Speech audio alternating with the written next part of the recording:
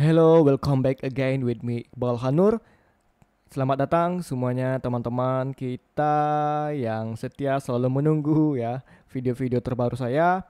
Dan kali ini kita akan membuat video yang berbeda yaitu berita lagi. Bukan analisa teknikal saham harian seperti yang udah di request oleh teman-teman yang di grup yang sempat pending juga ya. Yang berita seperti ini nanti dalam playlist ini ya.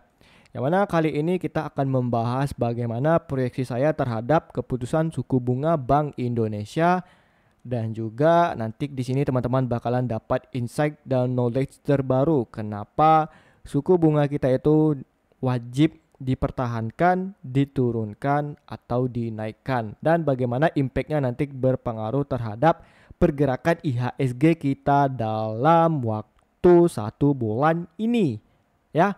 Bagaimana eventnya ya kita mulai langsung ya. Nah, dimulai kita ini waktu ini ya. Nah, ini dari Pak Juandi tadi ya. Kemarin jam 6.35 waktu Indonesia Barat ya atau GMT plus 7. Menurut Pak Iqbal besok Bank Indonesia BI rate ya turun apa enggak? Lalu saya bilang, menurut saya 55% ditahan Pak, walau ekspektasi pasar berharap suku bunga dipangkas 25 sampai 50 BPS ya, 25 BPS ini atau 25 basis point. Tapi sedikit saya prediksi tetap ditahan dulu ya. Kalau kemarin memang 100% saya prediksi bakalan ditahan. Nah, ini lanjut nih sampai ke bawah. Lalu saya bikin polling ya dan juga nih hasilnya. Nah, nanti ini kita akan bahas ya.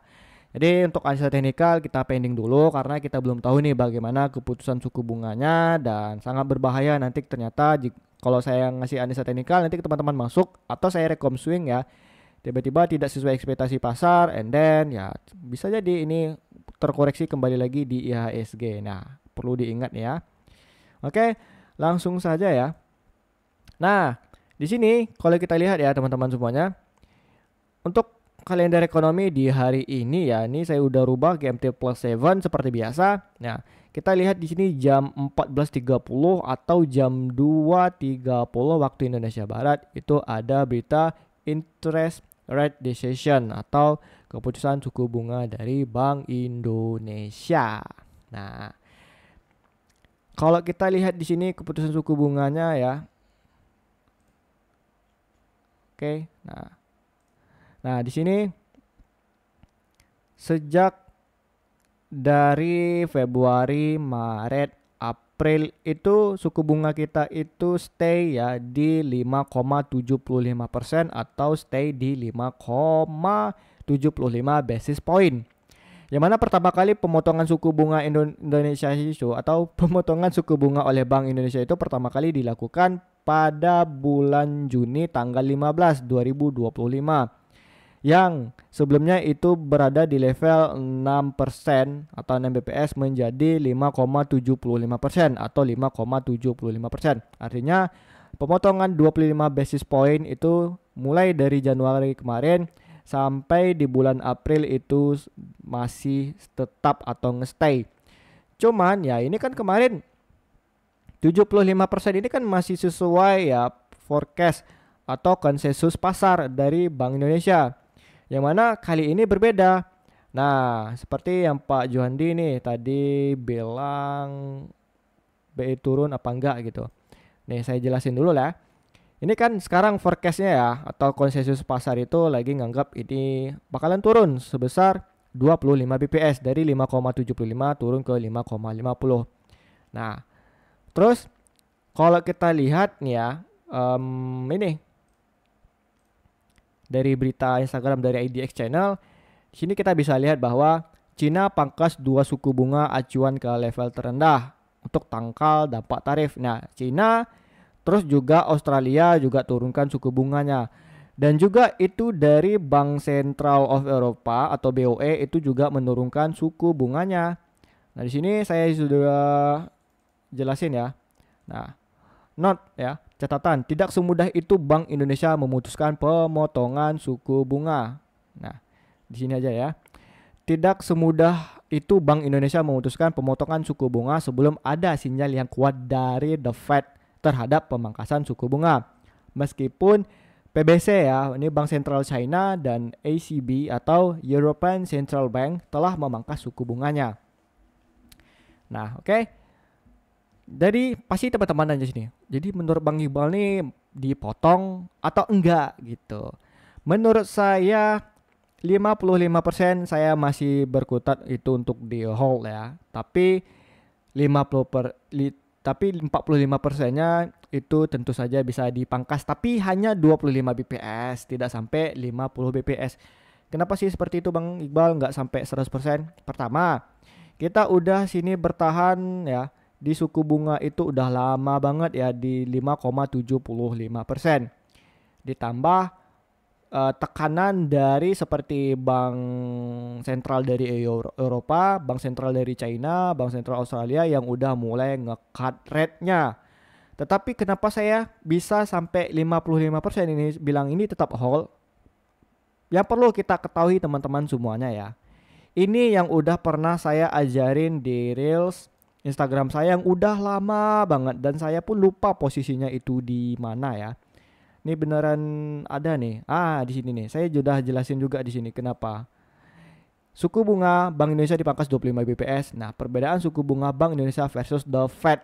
Nah, di sini saya ngejelasin kenapa Bank Indonesia itu selalu ngikutin the Fed dulu untuk pemotongannya, baru kita bisa ngikut. Artinya kita udah nggak bisa duluan lah nyalip yang dari the Fed. Tapi di sini saya jelasin lagi ya. Nah, ini pertama nih teman-teman harus pernah ketahui dulu nih. Ya. Kita itu ya suku bunga Bank Indonesia. Nah, ini ya, ini Bank Indonesia, terus ini suku bunga acuan the Fed. Dulu ya, ini waktu kapan ya tanggalnya? Sekitar 2022 hingga 2023 Oktober. Nah, suku bunga the Fed itu kan dinaikin nih dari 0,08 dinaikin sampai di Oktober 2023 atau 1 tahun mau hampir 2 tahun nih. Suku bunga the Fed itu naik nih sampai 5,33%.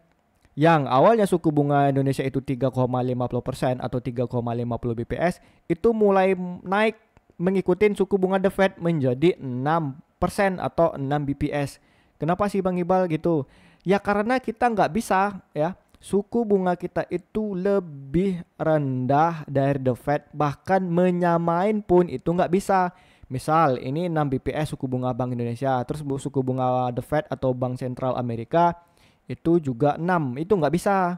Jadi harus ada gap ya sekitar 1% atau 1 bps itu wajib tuh ada gapnya. Nggak bisa itu kita memang suku bunganya tuh mepet-mepet kali dengan punyanya the Fed. Karena nanti itu imbasnya akan ngebikin rupiah gitu semakin anjlok ya, jebol gitu. Itu yang harus dijaga sama Bank Indonesia. Nah, masalahnya teman-teman, kenapa saya bilang ini Bank Indonesia harus mempertahankan suku bunganya? Yang pertama ini alasannya udah saya bilang ya. Nah, yang kedua yang paling terpenting adalah kalau kita lihat dari kalender ekonomi ya, suku bunga acuan kita itu memang rata-ratanya ya itu diambil keputusannya 3 minggu ya. 3 minggu dalam 1 bulan, artinya minggu ketiga deh. Nah, minggu ketiga dalam akhir bulan itu baru keputusan suku bunga dari Bank Indonesia. Biasanya di sekitaran tanggal 21 sampai tanggal 23 atau 25 Mei ya. Artinya mau penghujung bulan. Nah, kalau untuk ini the Fed-nya sendiri itu di awal bulan di hari Jumat. Nih, misalnya tanggal 7 nih. Itu yang harus kita ketahui dulu nih teman-teman ya. Nah, misalnya saya turunin dulu lah. Ini kemarin Juni, terus ini Mei ya. Nah, tanggal 3 kemarin nih. Nah, pokoknya di hari ini di hari apa nih ya? Mana nih? Oh, ini Saturday ya. Friday. Nih. Average employment rate.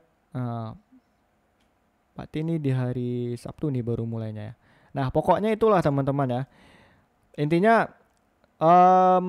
the Fed itu dia memulai suku bunganya itu di awal bulan. Ya, misalnya di awal bulan Mei nih, berarti di sekitar 2 atau 3. Ini karena kita GMT plus 7, berarti ini kemungkinan di tanggal 3 lah atau 2. Nah, begitu juga nanti di Juni itu tanggal 6 atau di tanggal 7 di tiap hari Jumat VOMC atau Red Cat Decision. Artinya kita ini duluan nih minggu ketiga nih, seperti Mei sekarang tanggal 21, nanti 2 minggu setelahnya di hari Jumat ya, misalnya di hari 6 atau tanggal 7 ini di Juni itu baru keputusan The Fed, yang artinya dengan adanya statement Powell kemarin yang bersikeras untuk mempertahankan suku bunganya, yang udah saya bilang juga ya, kalau Powell ini orangnya memang benar-benar keras kepala, dan saya bilang juga kemarin nih di YouTube ya, yang teman-teman udah nonton di sini. Poinnya di mana? Di sini. Saya bilang di sini bahwa ya, keputusan suku bunga untuk di tahun ini, akhir tahun ini memang berat, sehingga yang mengakibatkan ekspektasi pasar itu nanti bisa jadi ya bakalan anjok cryptocurrency maupun saham, dan juga ada ya yang belum saya sebutin, nanti teman-teman bisa nonton di sini. Ujungnya saya bilang apa? Ini Powell orangnya keras kepala, jadi teman-teman nggak bisa berharap ini seperti Trump lah, mereka akan memotongkan suku bunganya. Di sini juga saya udah jelasin juga ya, ini new crisis ya. Nih, tunggu ya, lagi loading. Ya, di mana nih saya bikin kemarin ya? Nah, di sini. Tanggal 9 saya bikin videonya, terus di tanggal 19 terbukti lagi kan ucapan saya. Ya, warning, Gubernur The Fed ya, Jerome Powell ya mengatakan era suku bunga tinggi berlangsung lama. Artinya dalam waktu dekat ini, dalam bulan Mei atau Juni ini tidak akan ada pemotongan suku bunga oleh The Fed. Mau nggak mau ya, karena mengikutin yang kepepet modelan gini ya, The Fed kita ini sama Bank Indonesia. Ya, Bank Indonesia mau nggak mau harus menahankan suku bunganya kembali. Ya, mau nggak mau kita harus telan lah ini mentah-mentah ya.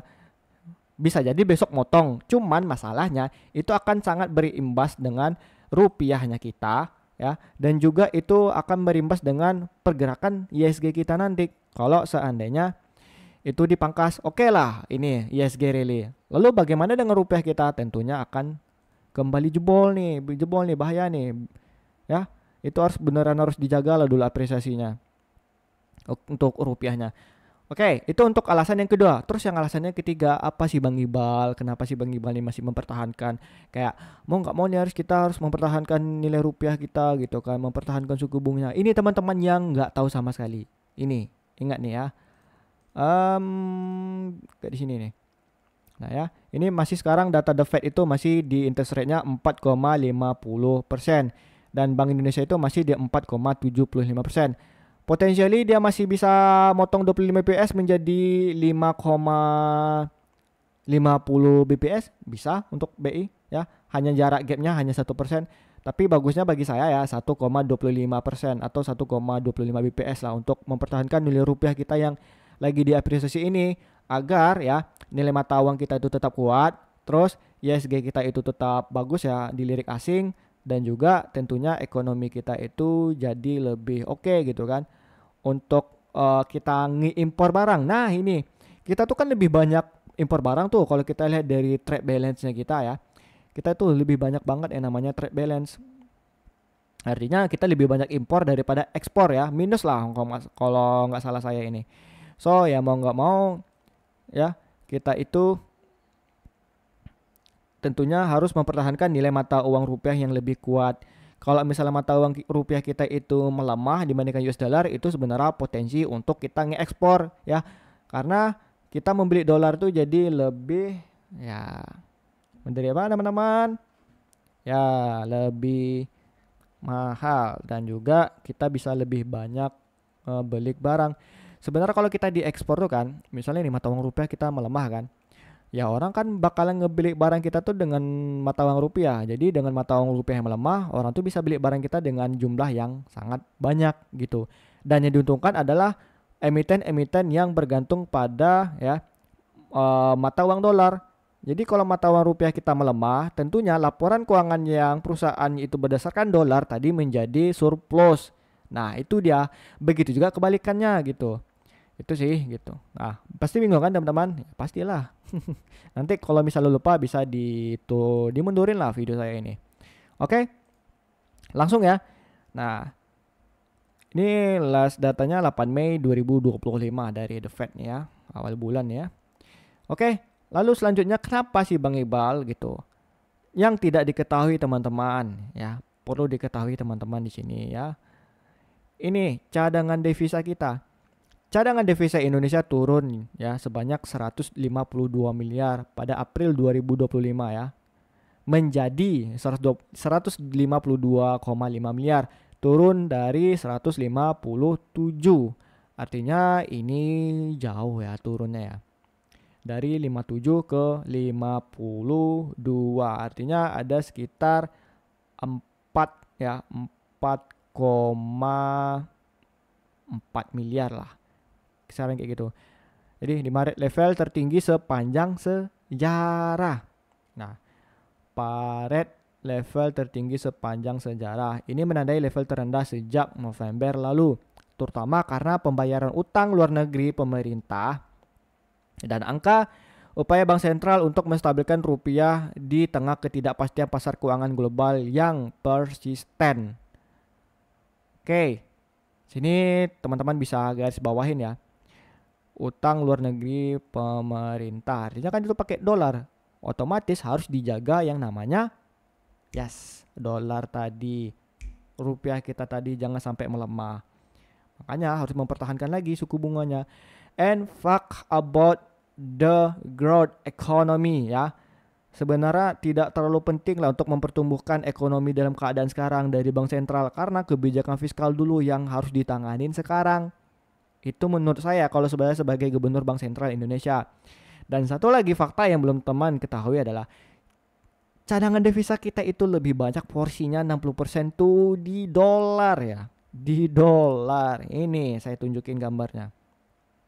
Komposisi cadangan devisa Indonesia Maret 2024 dari data Bank Indonesia, IMF ya, IMF, International Monetary Funding, terus cover database quartal 1 2024. Nah, total cadangan devisa Maret 2024 sebesar 140 miliar dolar. 74 cadangan devisa kita itu berdasarkan dari mata uang asing didominasi USD 60%, Euro 20%, mata uang Eropa ya, terus YNY 10% dan lainnya. Emas hanya 6%, reserve position 3%, SDR IMF 7%, obligasi negara hanya 10%. Nah, ini pernah saya sentil waktu seminar di salah satu universitas di kota saya ya, masalah surat utang negara nih. Tapi saya nggak mau bahas ini dulu deh. Ya, ini ada hubungannya ke Jepang sih. Mungkin di lain video lah saya bahas. Nah, ini teman-teman yang harus perlu diingat ya, mata uang asing ini. 74% ya cadangan devisa kita. 60%-nya itu dari USD loh. Bayangin cadangan devisa kita yang udah defisit, yang udah mulai turun. Terus USD menguat, rupiahnya melemah. Mau nggak mau kayak mana gitu kan? Gitu. Jadi ya pemerintah ini harus mempertahankan yang namanya rupiah tadi. Nah, ini saya sentil lagi. Kita itu emasnya hanya 6% gitu kan yang disimpan di Bank Indonesia dan Bank Sentral Amerika Serikat dan Inggris. Asal teman-teman ketahui ya, kalau misalnya suatu negara ini memiliki cadangan emas yang kecil kayak gini ya, bagi saya ini berbahaya sebenarnya guys. Berbahaya. Kenapa? Seandainya dominasi dolar nanti runtuh, dar gitu kan, dolarnya melemah, tidak kuat lagi ya. Apalagi selain yang bisa nge-backup selain emas tuh, safe haven ya, emas kan. Karena misalnya obligasi nih, obligasi Amerika, emas, terus dolar Amerika. Nah, sedangkan dolar runtuh, Amerika lagi ya misalnya amburadul gitu kan. Mau nggak mau ya emas ini sebagai penyelamat. That's why kenapa Bank Sentral China itu selalu ngeakumulasi emas di saat terjadi ya ketidakpastian ekonomi seperti mulainya trade war kemarin gitu. Paham lah ya teman-teman kenapa emas di China tuh Bank Sentral selalu ngebeli emas. Kita cuma 6% ya bertahan sama USD. Jadi kalau misalnya USD menguat, rupiah kita melemah ya ngomongnya gimana gitu. Makanya harus dipertahankan tadi rupiah tadi, dan Bank Sentral saya rasa masih ngetahan lah besok ini ya. Tapi wallahu alam bisawab gitu. Oke, kita lanjut bagaimana pergerakan saham. Nah, untuk di saham ini ya paling besok sebelum jam 2 ya. Ini bakalan ada spike untuk harga, dia kembali naik dulu lah ke sini. Dia loncat dulu lah, loncat gitu ya kan katanya. Kalau misalnya sesuai ekspektasi beneran dipotong kan, ini ISG kita beneran bisa diapresiasi selama 2 hari ya, sampai 2% menyentuh area resisten. Tapi kalau ternyata perkataan saya yang lebih kuat atau lebih benar dan beneran terjadi, ya ini nanti di jam 2 ya. Ntar saya ulangin dulu. Nanti di jam 2 ya. Close-nya misalnya nih. Ini di jam 2 tidak sesuai ekspektasi. Ini ngetes dulu nih ke sini dulu pasarnya ya. Tidak sesuai ekspektasi nih bos, itu turun. Nah, nanti di sesi kedua itu bakalan ditutup close lagi. Turun ke 1,38% gitu. Nah, ini di sesi kedua ya setelah pengumuman suku bunga. Kalau perkataan saya benaran terjadi. Tapi kalau misalnya beneran dipangkas suku bunga tadi 25 bps ya itu bisa kembali rally ke 7.282. Nah, jadi ini yang akan terjadi di ISG. Jadi saya kenapa saya untuk di hari ini dan juga di private Discord saya mungkin ya saya belum ada rekomendasi apalah. Saham dulu lah, kita wanti-wanti dulu bagaimana keputusan suku bunga tadi ya. Perlu diingat ini ISG masih banyak gap loh. Kita nggak tahu nih kapan dia mulai mantul ya. Nah ini juga nih saya bilang kemarin tas jatuh kan. Akhirnya pas kan kode apanya. Nih posisi jatuhnya pas banget kan. Nah kan bener kan. Nah, nanti teman-teman bisa nonton video saya yang ini ya ISG nih kemarin. Oke. Nah itu untuk ISG. Kalau kita lihat dari sini ya Nasdaq, SPX juga ini. Ini perlu nih teman-teman perhatikan lagi, ini ada gap loh, ini ada gap. Overall di sini harus ditutupin dulu dalam waktu dekat ini. Jadi bisa jadi ISG dalam waktu ini akan dibawa koreksi dulu ya. Nah, hati-hati gitu. Oke. Nah, untuk Bitcoin juga begitu. Nanti bakalan ada spike. Hati-hati kembali. Nah, 20.000 gimana bang? 120.000 bang. Nah, pegang kata saya. Kemungkinan besar ini nggak akan terjadi gitu. Oke. Jadi ya sampai di sini dulu ya. Ini untuk rupiah kita, and then ya. Semoga nanti besok kalau misalnya beneran ini ya, palingan ini di rupiah gitu kan. Ini gapnya pun nggak ketutup misalkan tiba-tiba misalnya rupiah menahan suku bunganya. Ini bisa kembali lanjut ke 16.300. Semoga saja seperti itulah bisa menguat. Intinya semoga pola saya ini benar akurat 100% ya. Nah, kalau kita pun tambahan bonus nanti ini bisa ngebentuk pola terbarunya ya nih. Nah, kayak gini deh nanti. Oke. Ini saya hapus dulu lah. Nah, nanti kalau misalnya teman-teman menengok bisa cek ulang lagi ya. Oke. Nah, jadi ya terima kasih telah menonton video saya ini. Semoga kita berharap ISG kita itu baik-baik saja, tetap stay profit. Even kita udah banyak cuan luber gitu kan di Antam, di BRPT gitu kan. Nah, maupun di saham-saham lainnya kita udah kayak nikmat dah gitu. 363 member ini gitu kan. And then ya, jadi teman-teman yang pengen join di grup Trade with Iqbal gitu ya kan, di grup Telegram saya yang saya bagikan gratis. Kalau ada BSJP tiap sore bakalan saya share gitu kan. Swing juga, day trading juga bakalan saya share. Diskusi apapun pertanyaan abang-abang semuanya, teman-teman semuanya bakalan saya jawab gitu. Dan kita mempunyai sini beberapa teman yang memang overall mereka selalu aktif ngobrol dan asik interaksinya seperti ini. Ko Kelvin, Mang Andi ini ya, terus ada Pak Jo, terus ada teman-teman kita yang lain seperti siapa namanya nih, Bang Vior gitu kan. Nanti teman-teman bisa langsung join lah gitu, Bang Aditya juga. Oke. Nah, jadi cara joinnya gimana sih Bang Iqbal ya? Teman-teman langsung bisa cek link di deskripsi YouTube saya ini maupun di link bio YouTube saya ini ya, teman-teman semuanya. Dan kalau teman-teman memang pengen mendapatkan sebuah informasi yang mungkin tidak dapatkan di Telegram atau tempat saya lain, itu teman-teman bisa langsung cek di Instagram saya karena saya akan ngebikin Q&A di tiap minggunya dan ada weekly radar ya.